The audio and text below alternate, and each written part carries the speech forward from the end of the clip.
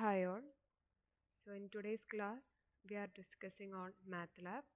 So in last sessions we have studied how to solve a system of linear equation in three variables by using Gaussian elimination method and also LU decomposition. So in coming sessions we will be learning how to solve a system of linear equation by using MATLAB. So first of all, you want to know what is MATLAB and the basic symbols or basic commands used in MATLAB to do calculations. So in these sessions, I have prepared some very basic things of MATLAB. So we will know how to download or how to use MATLAB, how to take MATLAB and how to use that. So first of all, in this section, actually, I'm discussing very basic things only. I'm not showing MATLAB how to do it. I'm just introducing the symbols and the language that we are using, very basic things in this session.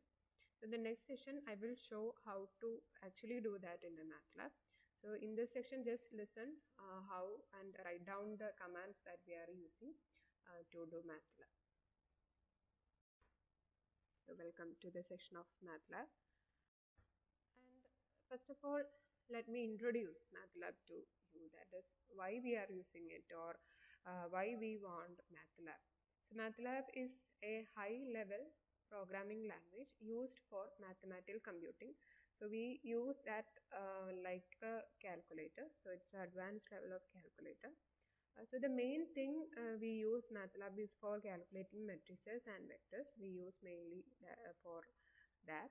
So it is mainly used for numerical calculations, data analysis and visualization. So MATLAB allows users to work easily with matrices and vectors. So what are the benefits of MATLAB? So it is very easy to learn. Like it is like we are writing itself. If we want to add two numbers, think that it is 3 and 4. So I'm adding 3 and 4. So we are writing it like 3 plus 4, right? So similarly, same symbols only we are using in MATLAB. So it is very easy to learn also for beginners, and it is also a powerful tool for solving complex mathematical problems.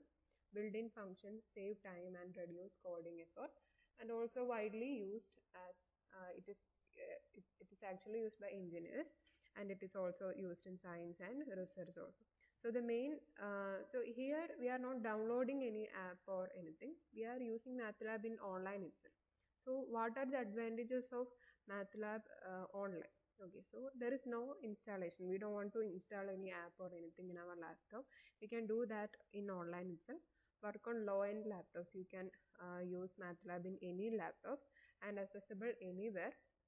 So if the net is available, it is available. MATLAB is available always.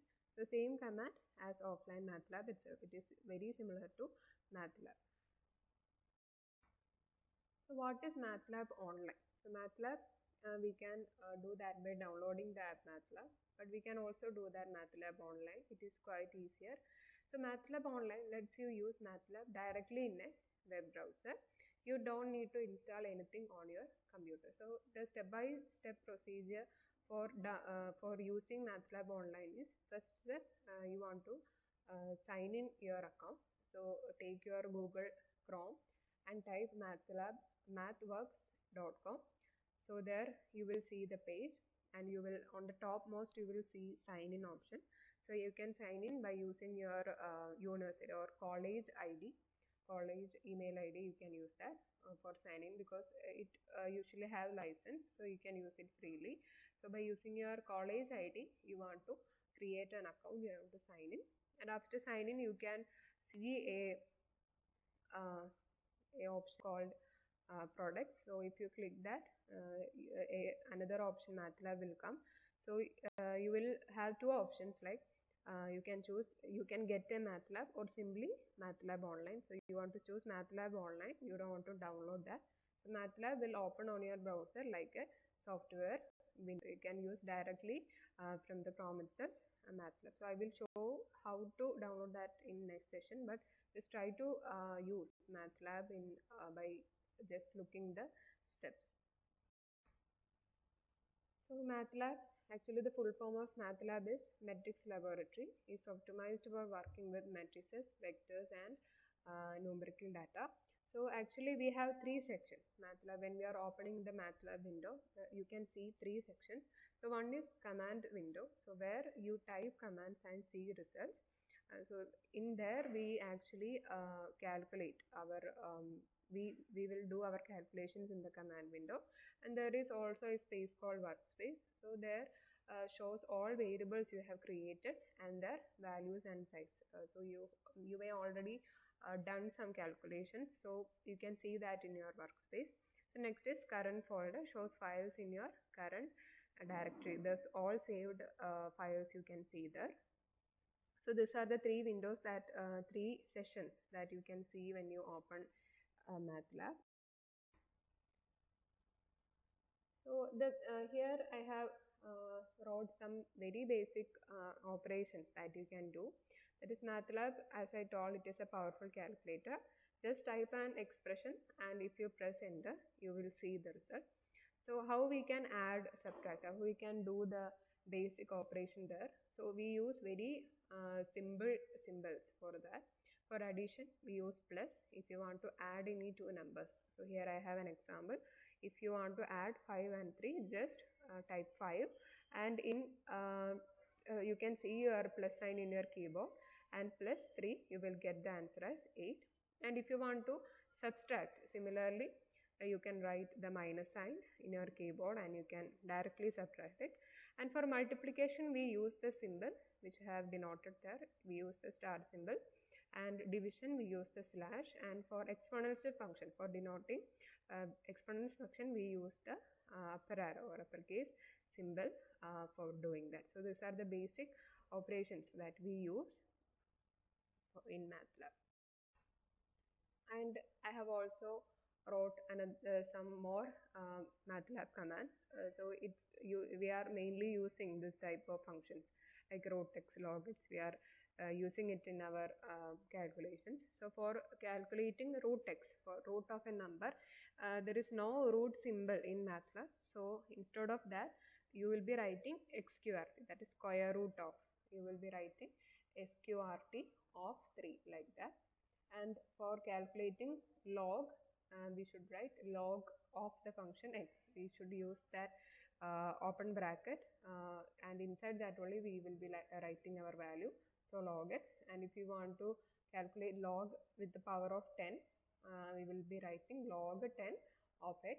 And similarly for exponential function, we will write exp of x. And for sine, cos, a cos, we all write like that. So we have to write the equation. We don't have the symbol root or like that. We should write sqrt for finding the root of numbers.